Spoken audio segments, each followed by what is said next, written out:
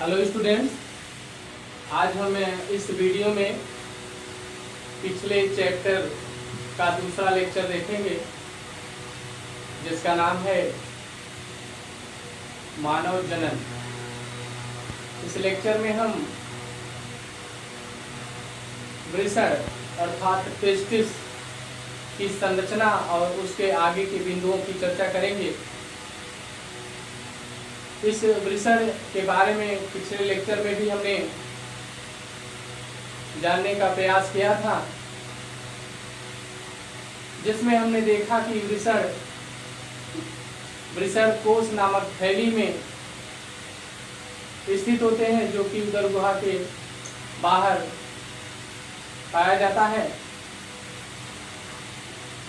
इस वृषण की संरचना को हम चित्र के माध्यम से समझने का प्रयास करते हैं। सबसे पहले हम इसका फिगर ड्रा करेंगे।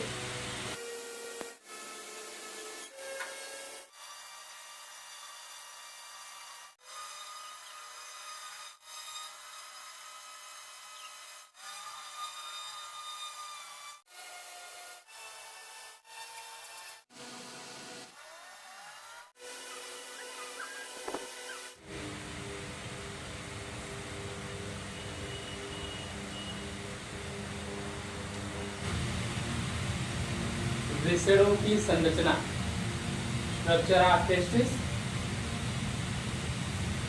इस वृषण की लंबवत काट LS अगर हम देखें तो इसकी संरचना में जो विभिन्न भाग होते हैं, जो विभिन्न रचनाएं होती हैं, वो हमको दिखाई देती हैं।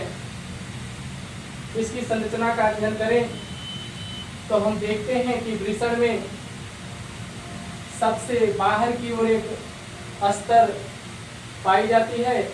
इस अस्तर को आप ट्यूनिका वेजिनैलिस कहते हैं। इस ट्यूनिका वेजिनैलिस के भीतर एक दूसरा अस्तर होता है, एक दूसरी परत होती है। इस परत को आप ट्यूनिका अल्बुजिनिया कहते हैं। ट्यूनिका वेजिनैलिस तो सपाट परत होती है, अर्थात यह सीधी होती है, परंतु जो एल्बुजिनिया होती है, यह एल्बुजिनिया जगह जगह इसमें अंदर की ओर धंस करके इसके भीतरी गुहा को या भीतरी स्थान को अनेक छोटे छोटे चैम्बरों अर्थात लोब्यूल्स में बांट देती है, गुहाओं में बांट देती है। इस रचना को, इस भाग को जो अंदर की ओर धंसता है, जो चैम्बरों का निर्माण करता है, उसे आप सेप्टुला टेस्टिस कहते हैं। आप कह सकते हैं कि ट्यूनिका एल्बुजिनिया अंदर की ओर धंस करके सेप्टुला टेस्टिस का निर्माण करती है। ये सेप्टुला टेस्टिस के कारण ही इसके भीतर बहुत सारे लोब्यूल्स का निर्माण हो जाता है। ये जो लोब्यूल्स हैं, इस लोब्यूल्स की संख्या लगभग 300 से 400 तक होती है। ये शंक्वाकार पिंड के रूप में होते हैं। इन्हीं पिंडों में, लोब्यूल्स में अनेक अत्यंत कुंडलित महीन सूक्ष्म नलिकाएं, जिनकी संख्या प्रत्येक लोब्यूल में 3 से 4 होती है, ये नलिकाएं यहाँ से निकलती हैं और आपस में आकर एक दूसरे से जुड़कर एक जालनुमा रचना का निर्माण करती हैं। ये जो नलिकाएं हैं, इन्हीं नलिकाओं को आप सेमिनिफेरस ट्यूब्यूल, जिसको आप हिंदी में शुक्रजन नलिकाएं कहते हैं, ये शुक्रजन नलिकाएं अर्थात जो सेमिनिफेरस ट्यूब्यूल होती है, यह नलिका जनन तंत्र की इकाई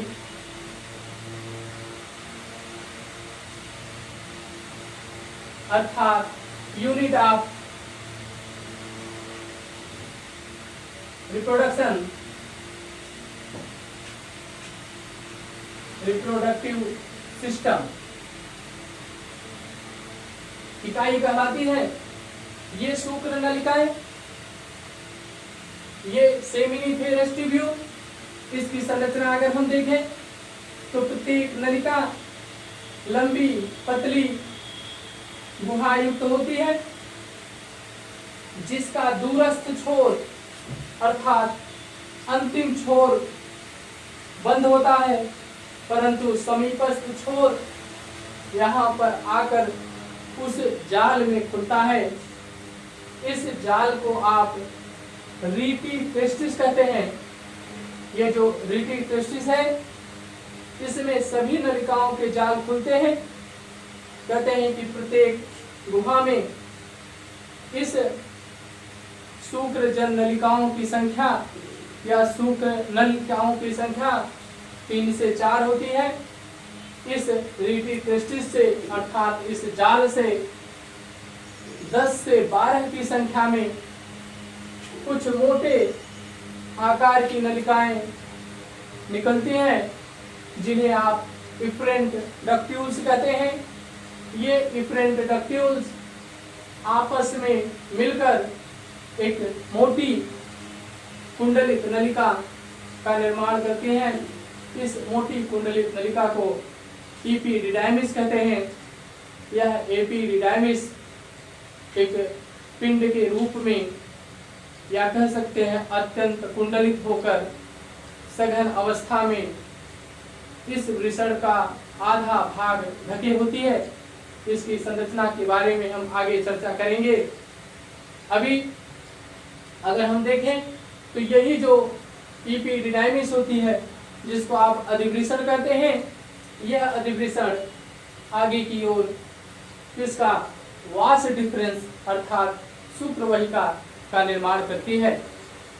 अब इस संरचना में अगर हम इसके उत्तकीय संरचना का अध्ययन करें, अर्थात इसकी आंतरिक संरचना में भी जो इसके ऊतकों की बनावट होती है उसका अध्ययन करें, तो उसके अध्ययन के लिए हमें इसके ऊतकीय संरचना का आरेख या डायग्राम देखना होगा।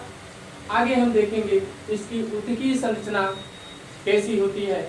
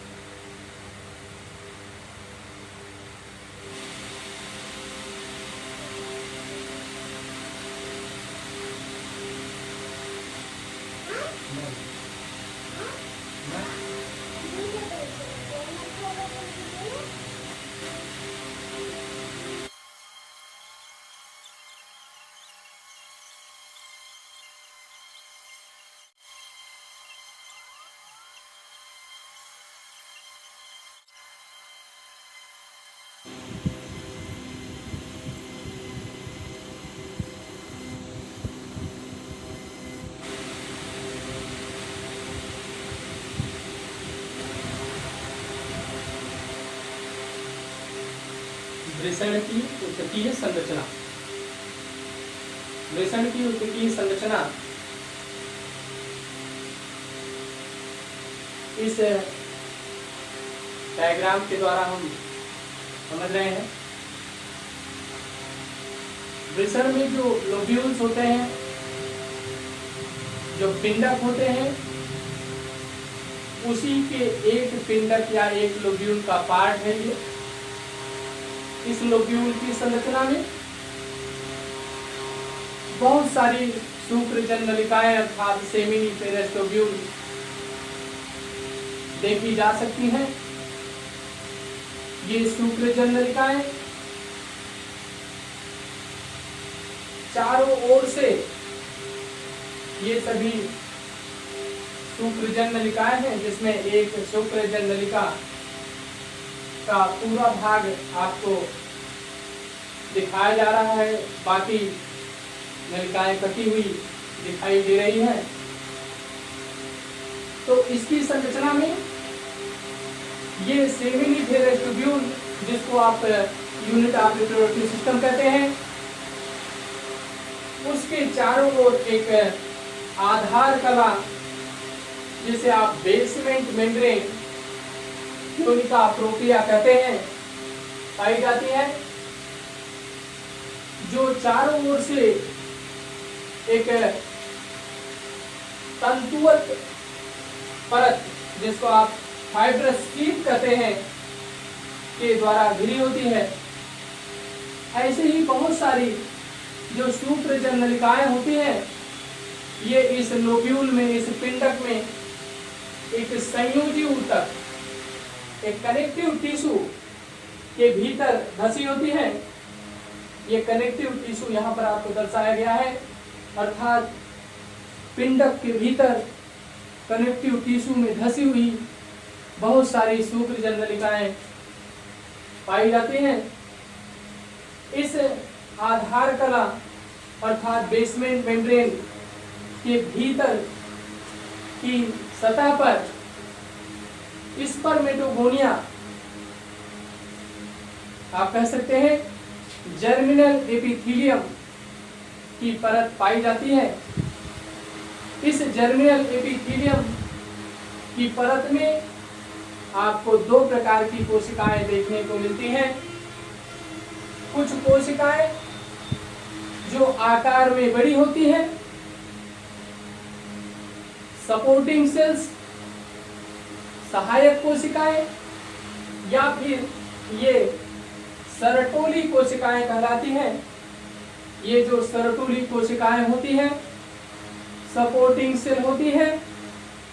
इस सपोर्टिंग सेल में बहुत सारे गड्ढे होते हैं।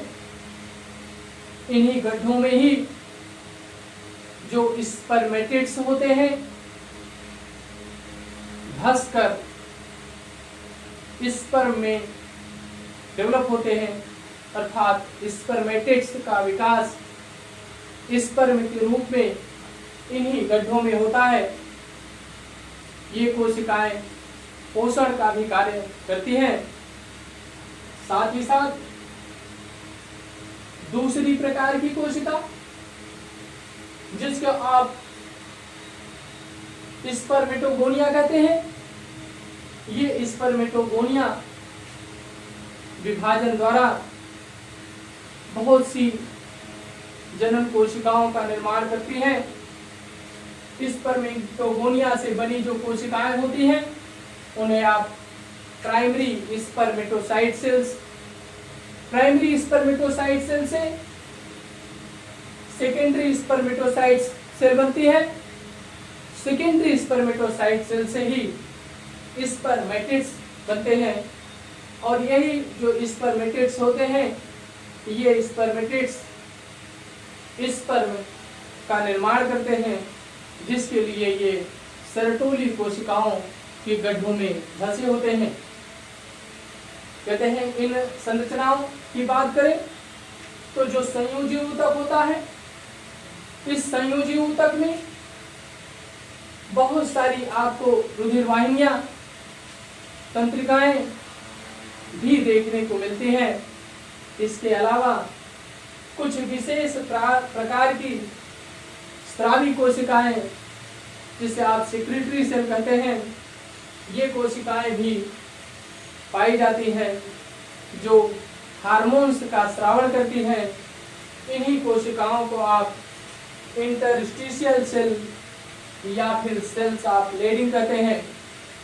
इन कोशिकाओं से स्रावित हार्मोन्स नर लैंगिक लक्षणों के विकास के साथ साथ मानव में द्वितीयक लैंगिक लक्षणों अर्थात सेकेंडरी सेक्सुअल कैरेक्टर के डेवलपमेंट में भी सहायक होते हैं।